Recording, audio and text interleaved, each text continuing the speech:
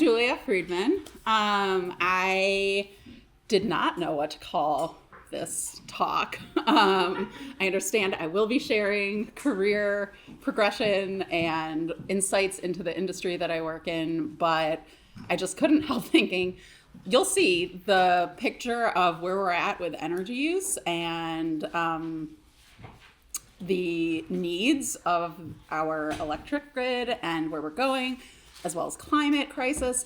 Like, it is dire. I think there's hope for sure, but you guys will be the ones definitely to help us figure all this out. And so I went back and forth with, is this my apology tour or is this a please save us begging you guys? So went with please save us. I graduated in 2005 with a concentration in environmental studies. This building was not here back then, but it sounds like a lot of the coursework and everything has evolved quite a bit. So we are going to look at kind of where the industry has been, where the company that I work at now, how that progressed, and my personal kind of like progression over, we're going to actually start with 2006, then 2016, then 2026. Is this a thing? Okay, I'm getting one nod. I was like, Instagram's like, this isn't really for me, but I thought it was a thing. Okay, so, and then we'll talk about industry market insights and my day-to-day, and then just like kind of some other thoughts about grad school, about thinking about like the values that you have and how that shapes career, and anything else you want to talk about. So I thought I would start with a P set because we're at the U of C. So who knows what a utility commission is and what a utility commissioner does? I should say I work in the utility industry. I didn't know this either when I got a job at the National Association of Regulatory Utility Commissioners. So it's very fair that you don't know. So a utility commission is it's a regulatory body at the state level that regulates electric, gas, water, sometimes railroads. I learned the Maine Utilities Commission regulates ferries. So they have some like fun things thrown in. Ours in Illinois also regulates moving trucks. I think a friend told me they did a whole sting operation on a illegal like moving company. But for the most part, the big things they do is set how much you're going to pay for electricity, natural gas, and water while meeting state statutes. Like, so while meeting clean energy goals, while meeting, reliability needs of the grid and things like that. And so a utility commissioner, basically each commission has 3, 5, I think there might be some with 7 commissioners who essentially act like judges, and the utilities will bring, their proposals for what they should do. And then there's all these different interveners, different parties who get involved. And it can be the Attorney General's office. It can be environmental advocacy groups. It can be consumer advocacy groups. And they all kind of fight it out, sometimes in hearings, a lot of time through written testimony that they submit. And then ultimately, those 3, 5, or 7 judges will take a vote and approve what the utility has proposed, or if there's a new rule that they're considering. And so it's basically like a quasi-judicial kind of body. Anyone know, this is going deeper, what the regulatory compact is? Also, this was something even after I got my job at the Utility Commission Association, I didn't know. But the regulatory compact basically says that a utility, for the most part, people are served by utilities who are regulated monopolies. And so a utility like ComEd, they're like a little bit of a slightly different example because there are companies competing for the generation, for the power you're actually like buying and consuming. But ComEd is the only one providing the wires and infrastructure to deliver electricity to buildings and homes, right? There's no one else competing for that. And so they're a regulated monopoly, and the regulatory compact says if you must serve any new customer that comes to your area, and you need to provide safe, reliable, and affordable electric service. And if you do that, we will guarantee you a rate of return that historically had been in the 10 to 12%. Now it's, I think in the most recent cases in Illinois, it was a little below 9. And so I bring that up because that is a big kind of the utility business model is a big part of like what I think about in my job. And kind of an important feature of it. Okay, the resource mix. Anyone want to guess where most of our, what is the fuel source for most of our electricity? Natural gas. It is, correct. So it's natural gas, 41%, 16% coal, 18% nuclear. This is nationally. And then 24% from renewables. A lot of that is hydro. So there is solar and wind. But, okay. And then, which concentrations was I considering when I was applying to college? Any guesses? Political science. Any others? Go for it. Economics. I don't think I really knew what economics was. No, I was considering physics and English literature. And I tell you that because what you'll see kind of for like where things come together in the job that I'm in now, I'm like, oh, this makes sense looking back on it. And so, so we'll take that journey as well. Okay, so when I started working, 2006 was like my first full year in the workforce. I was living in DC, and I got this job, as I said, at the National Association of Regulatory Utility Commissioners. I got it because I was an environmental studies major, and my friend's dad, who was the executive director, said, oh, you like environmental things. We need someone to work on environmental things. And I ended up working there for almost 4 years. And it was a place where I learned a lot about what it is to be a membership association. And so we had members. I have my political beliefs and what I think the energy policy at states and the federal government should be. But we had we're covering the whole U.S. We have people who have been appointed by very Republican governors, very Democratic governors. And so how do you serve all of those interests with education? And so it was like a real lesson kind of in diplomacy. So when I was thinking back on like other things that I learned in that job, one of them was I cried. I probably didn't need to cry over someone's comments on a paper that I had written. They just gave me feedback in a very public way that I didn't appreciate. But life goes on after that. And I do remember it was my third day of work, and this woman from she was a commissioner on the Maryland Commission. I don't know why she was in our office that day, but I think she decided I was the daughter she never had. And she stayed in my office and talked at me for about 3 hours. And she was like, oh, Julia, you got to go back. I was like, oh, I was a physics major for 2 years. And she's like, go back, finish a hard science degree, and then I will pay for your LSATs. And then you become a patent lawyer. And I was like, none of that is appealing. So, but the thing that she said was like, if you work in the utility industry, you will always have a job. And that has proven true. Whether you're interested in advocacy from either a low-income perspective or from an environmental perspective or consumer rights, whether you want to be an engineer working at a utility or at a clean energy company, everyone needs utilities, right? Like we don't function without them. And so it has proven very good advice. And I've enjoyed the career that I've had out of it. Okay, so meanwhile, while I was learning all those things, we just learned that we were 41% from natural gas. When I started, it was 50% coal. So we've had some major swings in the US as to where our electricity is coming from.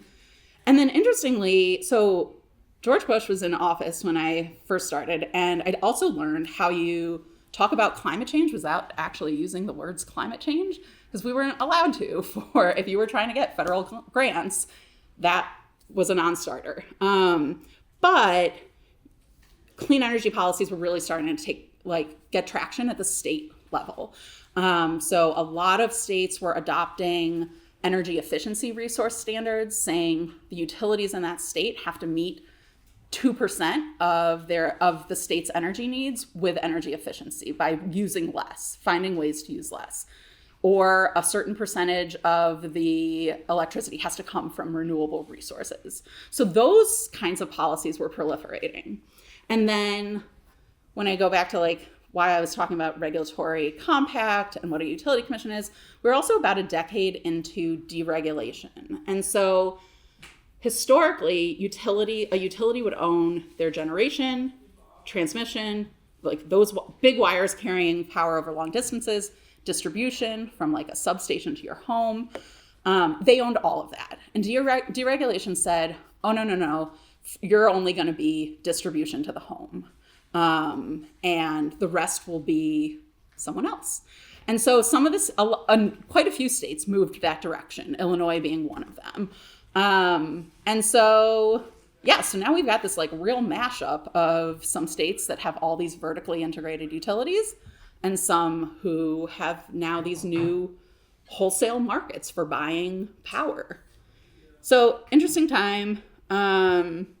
Let's fast forward. Oh, I skipped Opower. Okay, Opower was a clean tech startup that brought together behavioral science and data science, and in a way that says, if we present insights to you as a utility customer, as a regular energy user, we're going to be able to influence how you consume energy.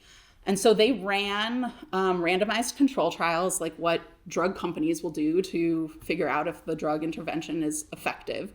They're going to send their treatment, which in this case is just a report that tells you how much you use compared to your neighbors. People have strong feelings about these. And so they ran a randomized control trial where the treatment group and the control group are statistically equivalent. Nothing is different about them, except one is going to get this treatment. And we're going to measure the energy use in those homes and compare it to the control group. And they found that they were able to lower the usage in the treatment groups by about 2%. And this was very different than if you think about energy efficiency of LED light bulbs, of putting in high efficiency windows or insulating your house. It's always these physical things. And this was saying behavioral science and data science, we can just use this information and kind of change how people are using energy and reduce how much people are using.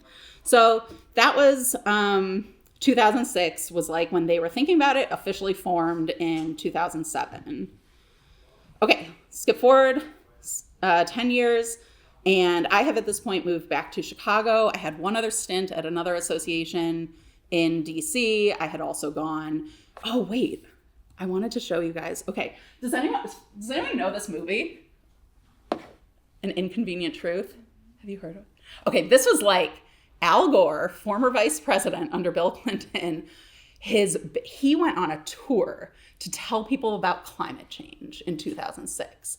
This was a big thing that for a lot of people, it was where they first heard about we have to keep the earth from warming, below 1.5 degrees. So that's kind of where the nation was in terms of our awareness of climate change. And then, anyone know what this is? It is a CD. We used to, when we would have a conference and people gave presentations, we would put them all onto a CD and then mail them. That's how we shared information. And I love that I had a picture of it. Okay, so 2016, I'm in Chicago. I have taken a job at the Midwest Energy Efficiency Alliance, and now I'm in an advocacy role. It's still a membership association, though, and so we now have members, some very conservative utilities who really like coal. We have other utilities who are like all in on, grid modernization and renewable energy resources. So again, I still have to figure out how to walk this line of my job is to promote energy efficiency. Not all of our members love that. In fact, it's antithetical to a utility, right? Energy efficiency is saying sell less of the thing you sell, right? They're selling electrons, sell less. And so not everyone loves it. And we were not lobbyists. We did education. And so I couldn't talk to policymakers like to say, vote this way on this bill. But I could tell them, here are all the benefits of energy efficiency. And, here's how many jobs it creates. Here's how many dollars it saves your average customer and constituent. And so that kind of education was okay. So I took my first improv class when I was in DC. And the reason I started to include that is because on this trip, this is 3 of the members of the Midwest Energy Efficiency Alliance. We went to the Capitol in Lansing, Michigan to meet with state legislators who were considering, at that time, rolling back their energy efficiency standard. And I just got so many questions. I mean, legislators have to deal with a million issues, right? They're not experts on anything. And so getting questions from left field that I was like, I don't even understand the thought process. But I feel like my improv training really allowed me to just be present and listen and try and hear what is the concern behind what they're saying, and then how do I relate that to my work. And so if you're ever should I take an improv class for career purposes, I say yes. It's also very fun. And so, I was at MIA also for about 4 years. At this point in 2016 was when Oracle, giant enterprise software company founded by Larry Ellison, they acquire Opower. And so why did they acquire Opower?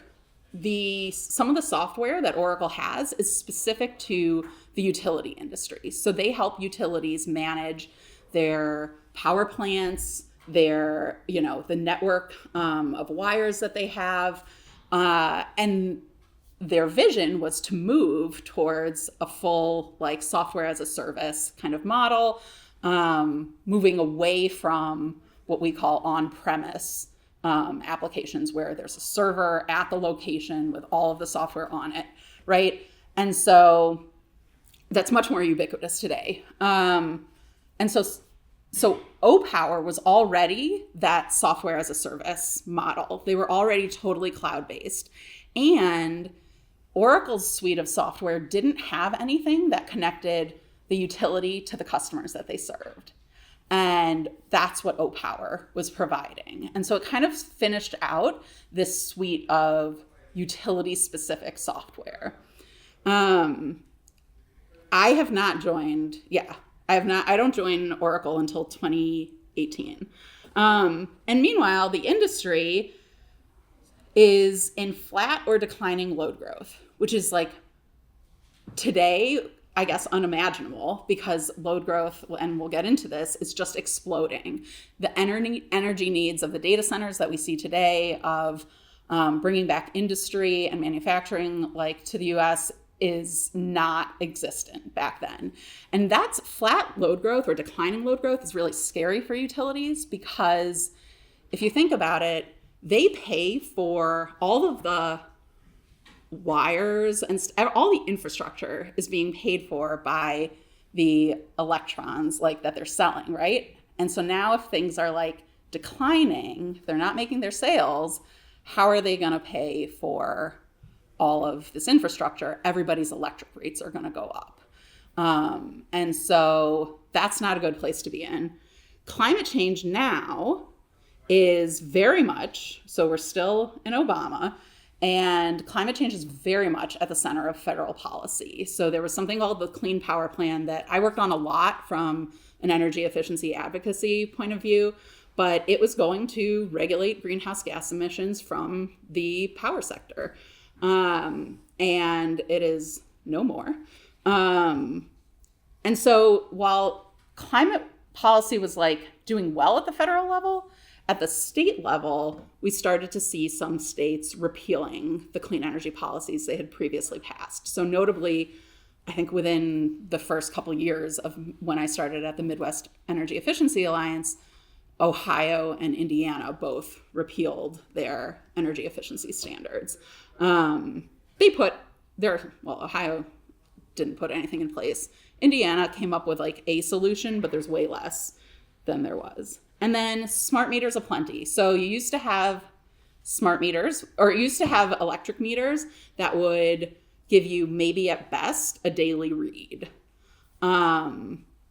The 2008 financial crisis, one of the pieces of the American era, whatever that ARRA legislation, their version of like the Inflation Reduction Act and stuff that we saw during the pandemic, their big kind of bill included a lot of investment in energy and utility infrastructure, including smart meters. So now utilities get reads every hour, sometimes as little as every 15 minutes. And so it gives you a much more granular and real-time vision of like what's happening on your grid. And that's also like, that is important for the Opower offerings. And so Opower is fully part of Oracle. I may still call it Opower because all of the products that we work on are still Opower, like we refer to them as Opower. Okay, and then today. So I've now been at Oracle for 8 years. I never thought of myself as being at a for-profit place, let alone a giant corporation. I had this previously, I was at all the associations I worked at, 25 people or less, nonprofits. My parents are psychologists. I think their friends are like in the nonprofit world. Like it just wasn't a part of what I thought I was going to do. Within a month, I knew it was the right choice. Like just the culture of, I think Opower as a group within Oracle has been really good at protecting the mission-driven culture that they had as a startup, right? Their North Star is reducing greenhouse gas emissions while making a profit, right? And so that is still very much our ethos, very collaborative. People swim outside their lanes. Like, I don't know why I'm really qualified to give product advice on what the product should look like, but like that is a role I play. And so it's been a really good fit. And, I think it was like realizing all of our meetings start with celebrating wins. And people weren't just like touting their own, they were giving credit and like kudos to their colleagues. And so it's just like culturally was a very good fit. And you can like this clearly, these metrics align really well with like things that I care about, right? Through behavior change, like it's the cheapest like kind of energy, either kilowatt hours or for your peak demand, your kilowatts, like it's the cheapest versus like building a solar farm and then adding batteries and making it, this big, resource that can act like a power plant. We've essentially like through behavior change, like achieved power plant level kinds of energy impacts just by telling people how they should use their energy, when they should use their energy.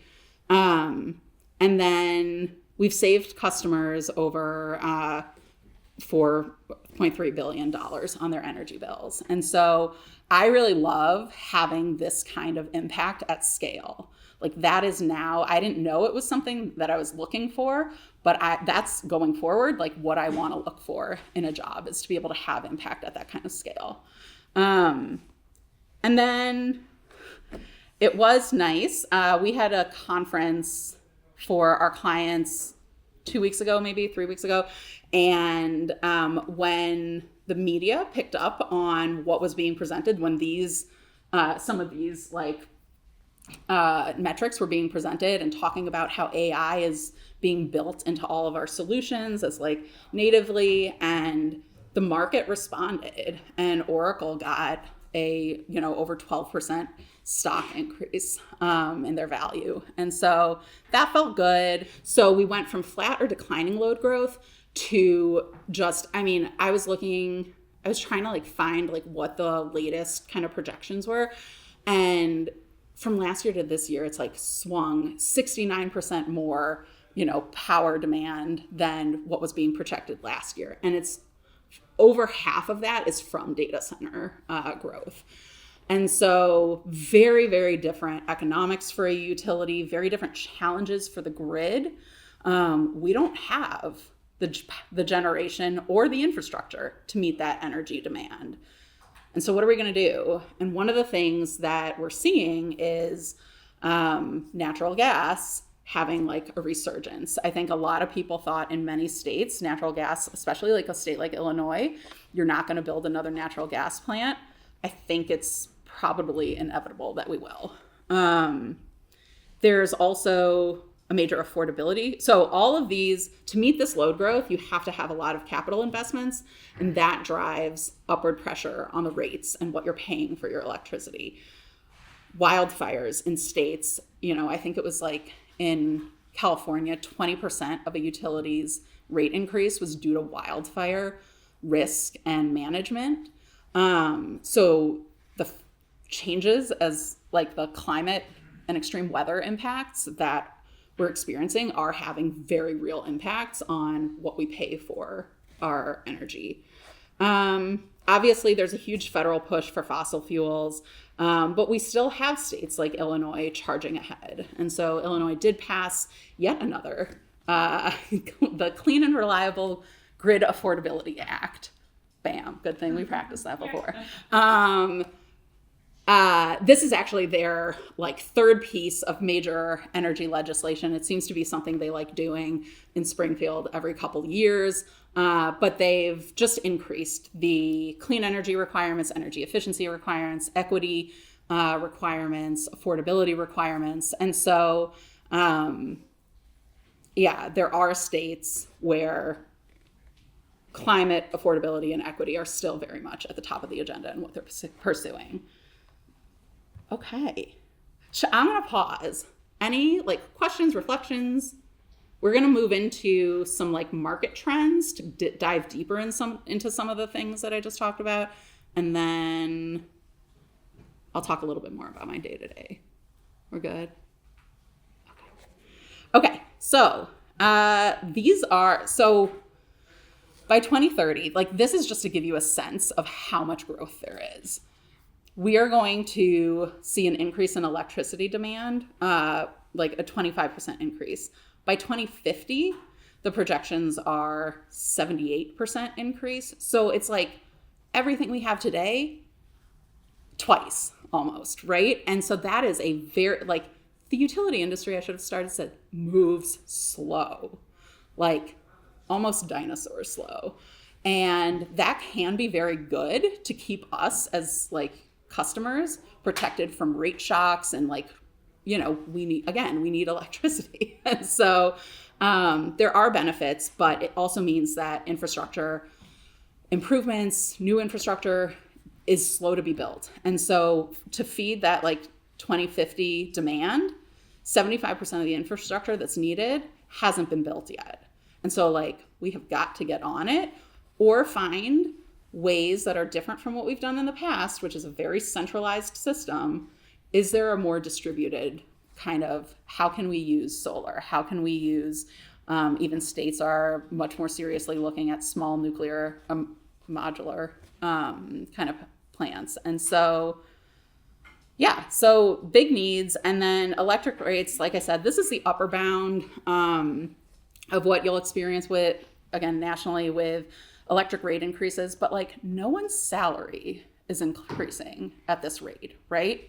And so this is just going to make the affordability crisis. Yeah, we wish, but like it's just going to make the affordability crisis like that much more pronounced. And already people cannot afford their bills. Yeah, I think that's good. Okay, this is just like, again, kind of a graph of what we've talked about. So these are like taken in 10-year chunks, and it's a growth rate, right? So we talked about the growth rate being flat or declining up until this is like about 2022, 23. And then it is projected to skyrocket. That peak, that like demand amount, 245 gigawatts, is the peak demand of India right now. And so we need to build out that by 2035. No small task. And so utilities are asking their regulators, like, hey, here's my plan. Here's what I need to, here's the like wires investments, here's the IT investments, but it all costs something. And so utilities are spending like the investment between, I think it was like 2025 to 2030 totals $1.3 trillion. For reference, the 10 years prior totaled $1.3 trillion. So we need to spend as much in half the time. Again, that's putting like insane pressure on what you and I are going to pay for electricity. But we have to do it because this is what our reliability outlook looks like. You don't need to know anything about these regions or whatnot, but usually when you see like dark orange and red, it's not good. So they have the dates. So the North American Electric Reliability Council does this outlook, and you can see the dates here. It's like you're in the red by 2028. And so that means like you don't have the generation or the infrastructure to meet the demand that you're going to see. And when you don't have that, that's when you get blackouts. That's when you like get system failure, right? So we have to build out some version of the electric system. And then I just want to like dive a little bit deeper into the affordability piece because that's where I've spent a lot of my time. And so this is the Consumer Price Index. So it shows you, which is a measure of the average change over time in the prices paid by consumers for a set of goods. And so over the last 12 months, electricity prices have increased over 4%, natural gas prices over 6%, and just as reference, like the overall consumer price index for all goods and services is like 3.3%. So this is outpacing other things. Like when you hear the talk about the price of eggs at the supermarket or things like that, the electric sector is seeing even more of the impact. Okay, I think, so, and then just like some framing for how I've talked a lot about you and I paying energy bills and the end user. So when we look at how people can actually afford their bills, a lot of people cannot. 1 in 6 are behind in their bill, on their utility bills. When you look at limited income households, they are paying 5 times more of their household income for their energy than your average income household. And 25%, a quarter of all the households in the US are energy burdened, meaning they are spending 6% or more of their income on their energy bills. And so in some places, this is like upwards of 10% or even 20% of your income. And again, it's a good you need, right? You need it to keep your food cold. You need it to keep medication cold. You need it to be able to study and work and function. And so when I say we're in an affordability crisis, like it is pretty dire already. Yeah. Okay. Yeah, that's how I feel. So this is what we're working on, right? So again, I mentioned that Opower fit into this suite of software applications that Oracle has specific to utilities. And so I probably spend, so Oracle utilities have applications for metering, like pulling the data from the meters and turning that into like what the billing is for customers. We have, if you go into your utilities website and you look at your account, at least for ComEd, a lot of that is like Opower software, and the insights are Opower insights.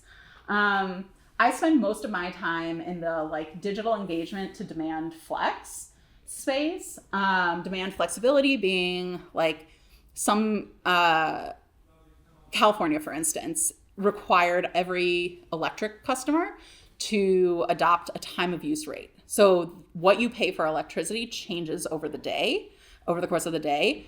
If you're using a lot during peak hours, which is when people tend to use a lot, you are going to have a very high bill.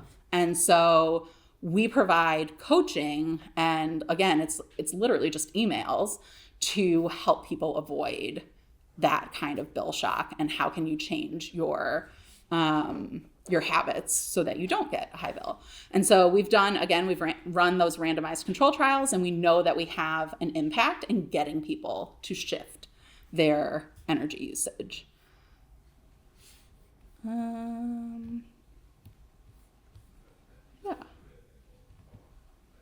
And these are like the outcomes that I would say, at least my work at Oracle looks at most often. So energy efficiency, reducing how much you're using in total.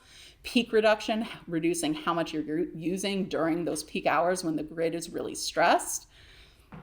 Program adoption. So utilities actually have a lot of programs that customers could participate in to help achieve those first two things. And so we want to get customers into those programs and enrolled. Utility satisfaction. Utilities actually care a lot about what their customers feel about them, because that impacts their J.D. Power scores, which is something that also impacts their stock and shareholder value. And so digital engagement, just all of our tools, for the most part, are digital. Are people using them? So we're measuring clicks and click-through rates, open rates, things like that. Call volume reduction. So every utility has a call center. If you're like, my bill is wrong, and you want to call them, that is a very expensive thing for a utility to operate. Like bill calls, or you're like a solar customer and you're like, I put solar in my house. Why am I still getting a utility bill? Like, these are very expensive things for utilities to deal with. And so our products make it more self-service. We're going to give you the information you're looking for. And so we'll give you the context that it was a hotter month than this time last year. That's why you used more energy. That's why your bill is higher. Or you do have solar, you're right, but here's how much you produced with your solar. Here's still how much you used. The net was that you still consumed energy, and you have to pay for these other fixed charges. And then bill payment and savings. So we want people to pay their bills. We also want to figure out how we can lower their bills, since affordability is such an issue. I don't know why I highlighted that. I like those.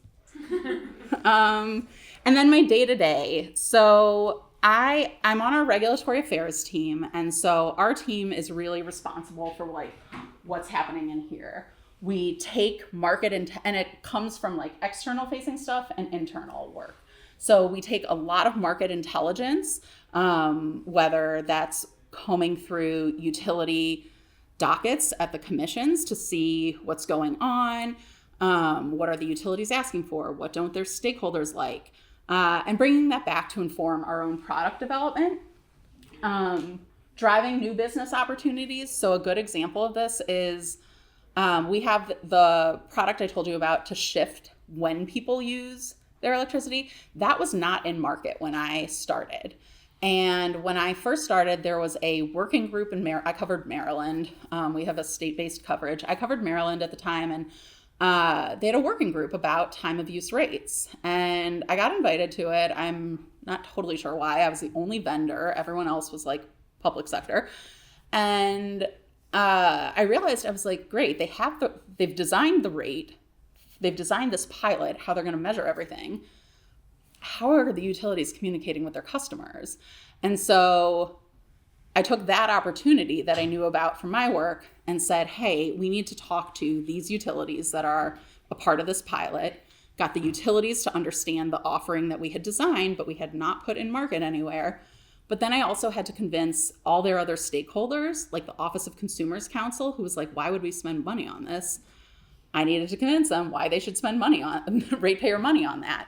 And so ultimately, I testified again in front of the commission, and the commission's order, when it came out, said, we want our utilities to be using the latest and greatest technology for a pilot. That's what pilots are for. We approve Oracle's, contribution to this. And so that was the first time we had that new product in market. And it was a policy lever, and it was like a regulatory lever that we could pull to create new business. And so now we have this like in market in many states. But getting that first approval is a big deal. Defend existing business. A lot of people don't like what we do. They're like, you just send emails. Why are we spending money on this year after year? And they just don't, they would much rather have insulation and LEDs and whatever as your energy efficiency. Like, why are we spending money on emails for energy efficiency? So I spent a lot of time defending against that. Maryland also was like, why don't we just cap how much savings can come from behavioral? And yeah, we don't want utilities to be earning this, like a rate of return on this investment and stuff. And so, I think over the course of it took a year to get them to move away from saying they want to cap what we do. And we had to come up with offerings for like what would meet some of their other objectives, but a lot of defense, and then be an industry thought leader. And so I do spend a lot of time going to conferences, speaking. I don't do a sales pitch. It's more, what are these industry insights like we talked about, and what have we been doing to impact that, right? And so I'm not going to tell a utility commissioner, they're my primary audience. I'm not going to tell them, you should approve.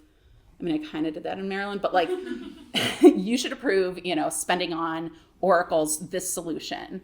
It's more, you have all of your ratepayers, every residential home is experiencing this affordability crisis. You need to make sure that utilities have robust outreach and education plans. And here's what that could look like if they were to choose us.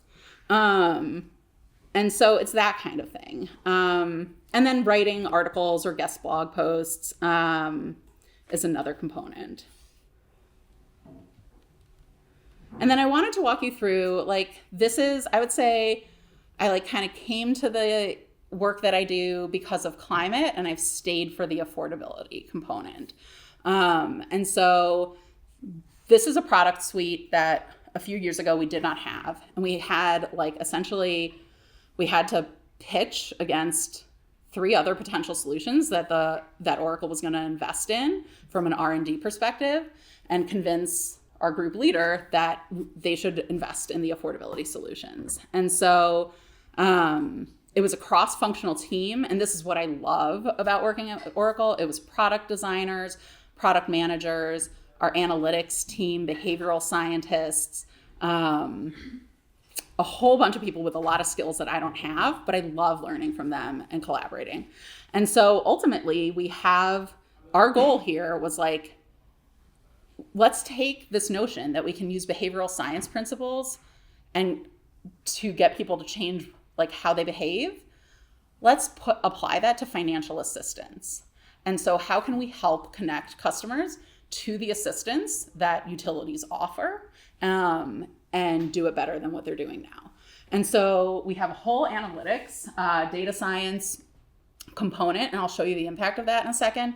But we can give a utility the energy burden, that how much is that household spending of their income, that percentage on their energy bill, for every household in their territory. It's not a census tract average. We are using everything we know about that customer. Some of it's from their meter data, and we are giving you this insight. And so that helps you know who is struggling the most. So now you have to get out in front of them and get their attention. And so the behavioral science principle that's happening here, I mean, there are a couple, but like this, if so, you're not alone.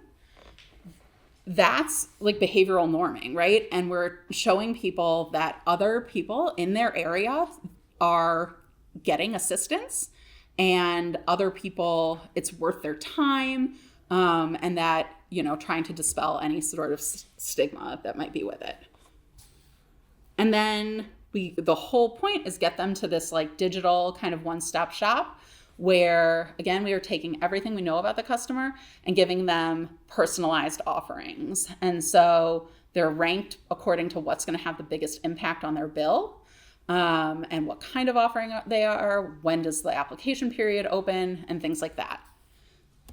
So the data science piece, this is a Department of Energy tool that uses a census tract average. And it shows you what you'd probably expect, right? Like we know we have areas of like high concentration of poverty. And so that is what you're seeing in terms of energy burden, that it's very concentrated. But when you use a census tract average, you're masking things. You're missing that lower income household who may be living in a higher income census tract, right? And so when we applied our analytics, you can see a much more dispersed view of where the energy burdens actually are. And so they're colored like that, not because of the average, but because of the households within, like individual households within those blocks. And so when we take these three solutions and put them all together, we ran our lovely randomized control trials to figure out what the impact was. And so LIHEAP is your low-income heating assistance program, federally funded. We increased enrollment by more than 4 times. A discount rate, so a lot of utilities, Illinois newly has this, offer, if you are below a certain income, you can pay a different discounted rate for your electricity or gas. And so we were able to get over 3 times the enrollment in the discount rate.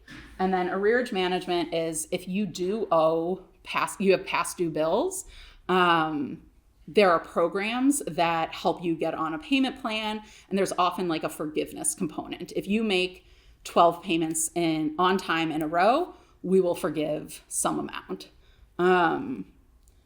And so it's like, again, it's impact at scale, it's impact we can measure, and like that's kind of what keeps me going. Okay, this is my other stuff. Okay, so grad school. Why did I go to grad school? I did go to grad school for urban planning. I liked a lot of the questions that I was seeing in the energy space about land use. And at the U of C, I did, do you guys still have the Metcalf? Yeah. Like summer stuff? Okay, so I did that at a place that was then called the Northeastern Illinois Planning Commission. Now it's CMAP. And I really enjoyed it. Like thinking about economics and, environmental issues and cultural issues and like demographics and how does that all come together for how we use our physical space. And then location, I really thought, I spent a lot of time in DC because I thought that's where like jobs were. The best thing about the utility industry is that there are utilities everywhere and jobs everywhere.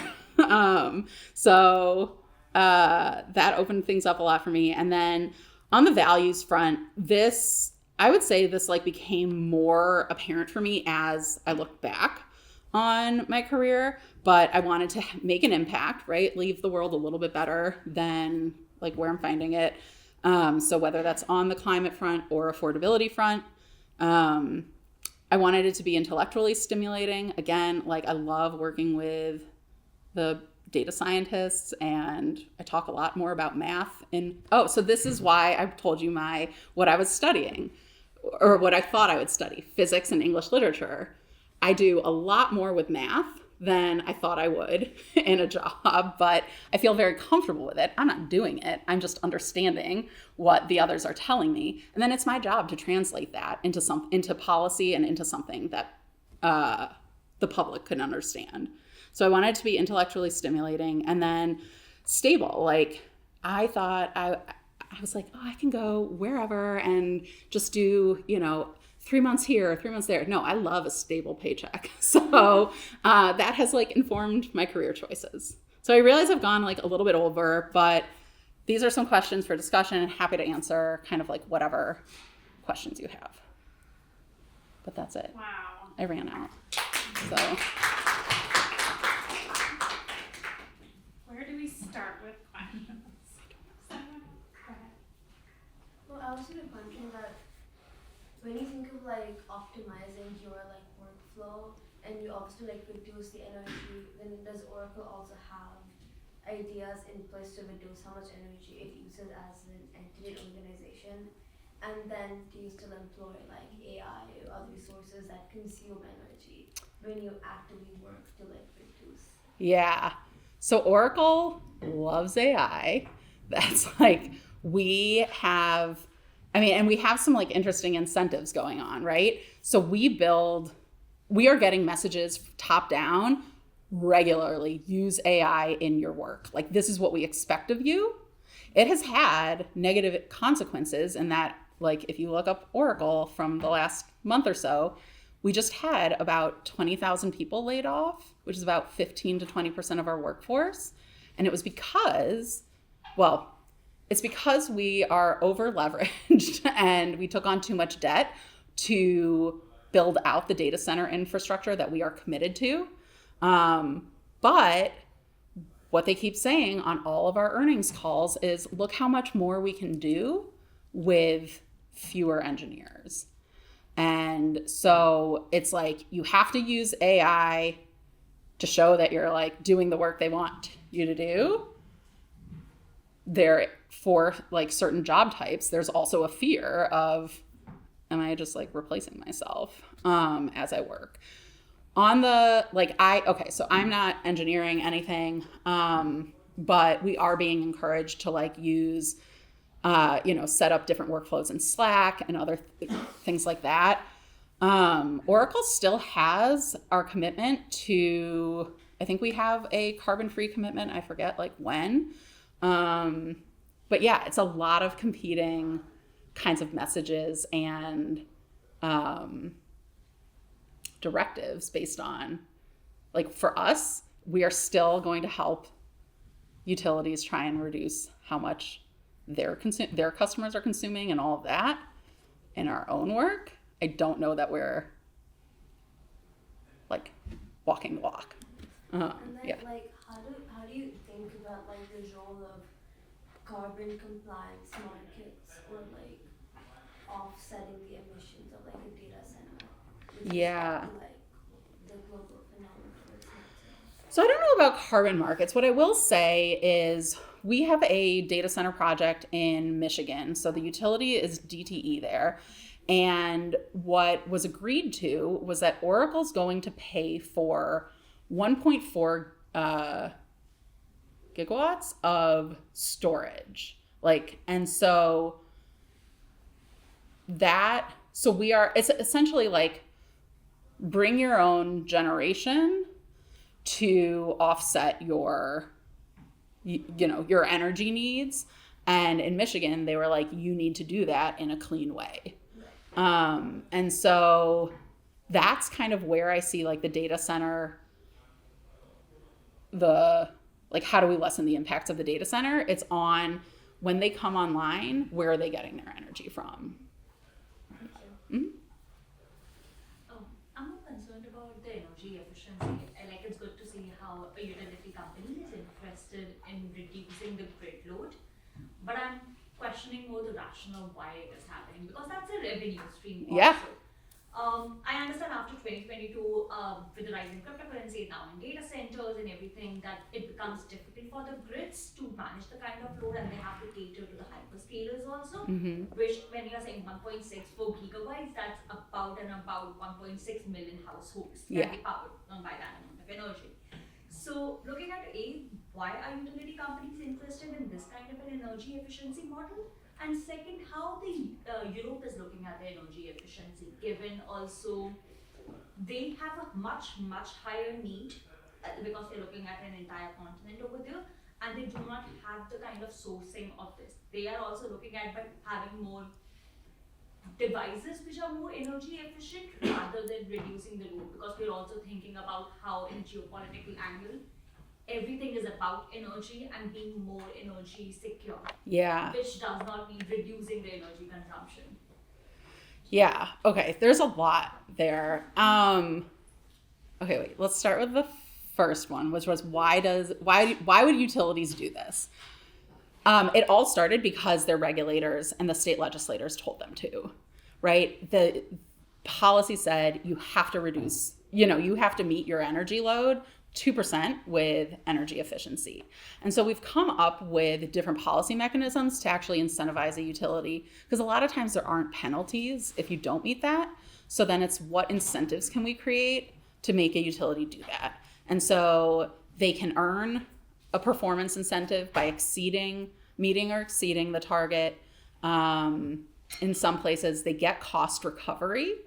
And so they'll get paid for whatever they spend on that program to get customers to use less.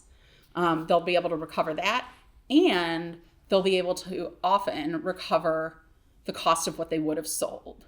And so they're being made whole still financially, but you're getting the societal benefit of not having to have natural gas meet that extra 2%. Europe, I honestly don't know. I will say from the connected device issue, at least here, I think that's where people want to go, right? That these are all, you can have all these controllable in-home devices. The reason that I think behavioral change is still so relevant is that the proliferation of even smart thermostats has remained pretty constant for a long time. And so that's a device your utility or another company could control to reduce your usage. But also the consumer research says people don't want someone else controlling that. And so what is that behavioral intervention then to get someone to say, okay, I will turn down my thermostat myself. I don't know the proliferation of smart devices in Europe versus here, but I know that here, those are the challenges we're dealing with. I don't remember what the energy security question was. I just want to understand where countries are expecting that the energy, load is going to increase massively. Yeah. And I'm also concerned, PGM data said that by 2030, they're going to have 133% more load. And certain companies by a decade later, they are expecting a 10x more load or something more than even that, which is highly bizarre. But they're expecting, and that's a projected growth rate. When that is expected over there, then how does efficiency even fall under the picture? Yeah, it's so small, right? Right. So yeah, you've seen, this is a lot of PJM over here in the red, because they had that massive load growth. This is actually a topic, how is efficiency relevant, that came up at my old organization's meeting this past January, right? Energy efficiency is this 1 to 2%. Honestly, though, I think we need every kilowatt hour and kilowatt we can get, and it's still going to be your cheapest option. And so it does not solve the problem of hyperscaler demand or anything. It absolutely does not. But I think there's still value, and it is something the industry is struggling with to remain relevant, I would say. Yeah. Thank you. I have a kind of question about the policy and regulatory space, and sort of to your third question, what the solutions are available. Yeah. How do, I guess, public utility commissions or utility operators or even developers think about the feasibility of deploying some of these solutions? Because I think to some of the points that you were making, the federal environment right now is kind of narrow as far as what the possibilities are. I know we have the SPEED Act that got passed, which is about permitting reform for interconnection and stuff like that. But as far as like cleaning the energy mix, it's sort of a state by state basis. I know New York is like doing distributed energy resources, so I guess the question from that is like, how are the different stakeholders involved in the utility industry thinking about feasibility versus like the urgency to deploy different solutions? Yeah, I will say, I think one of the things, so like a state like Illinois, in the last legislation, created a requirement for both electric utilities to offer virtual power plant tariffs. So we have to design what is a virtual power plant. And so the concept there being, how can we kind of piece together solar storage, demand response, batteries, EVs, like how can we put all these resources together to essentially act like a power plant and provide all the different services, whether it's reliability, whether it's, there's a lot on the reliability front, but like to be that energy source instead of your central natural gas plant, right? And so I think they're not doing that because, like, yes, we need to create an incentive for this infrastructure to be brought online, and this is now a requirement of the utilities, but those resources are actually much more easily deployed and faster than building a whole new transmission line, right? And so there is this realization that the urgency of the problem is actually beneficial to all these distributed resources. I don't know if that answered your question. Absolutely. Thank you. Yeah. Yeah. I spoke with someone, I think it was National Grid last Friday, and I asked him about sustainability and all this stuff, and he said it was going somewhere, but then with the current, administration, they had to do a whole. So, how do you see these improvements happening if there's constantly different governments or regulation rulings that are going? Yeah. So, I never thought I'd be a states' rights person. When it comes to energy, I am. Because that's the only reason we have a lot of the like clean energy standards that we see. And so, yes, at the federal government, there's zero interest in clean energy resources. There's zero interest in all these distributed kind of assets and turning that into something. But at the state level, they still have all those requirements. And we do sometimes see with a change in governor, things will swing one way or the next for sure. But it's a little bit more, there's more continuity at the state level. And so the utilities like ComEd and National Grid, they're regulated by their state regulators and by state legislatures. There are other issues like, because both ComEd and National Grid are in these retail markets, the impact of the federal government has a much more pronounced effect on that part of their business considerations, right? So a lot of the stuff that Trump has pushed is to essentially allow FERC, the federal regulator, who should only be dealing with wholesale markets, and they're basically supposed to approve the plans that the regional organizations bring them. They're giving them a lot of power to reach in and basically say, no, I want this coal plant to stay online. And so that does impact then the decisions the utility makes. But when it comes to states, I'm like, let's keep it at the state level for now. Yeah. I was wondering that, like you mentioned, you started out in this space, when you got a job at your first farm. What advice would you give to people looking to work in this space, and how would you recommend that students prepare themselves through coursework or through understanding the space better for a career? Honestly, thinking about how I craft my email and what information I'm including up front, and is the ask clear? And so if there are business writing or persuasive writing classes, I would definitely recommend those. Internships and any experience you can get is also, really great. Taking advantage of the summers, that you have, or even like internships during the course of the year, I would recommend. There are probably like, if you had an engineer up here, they would say something like very different things than me, but from my experience, and I'll like underline the listening again, like take an improv class, like listening is a skill, and yeah, being open to that. But yeah, you guys can also like connect with me on LinkedIn.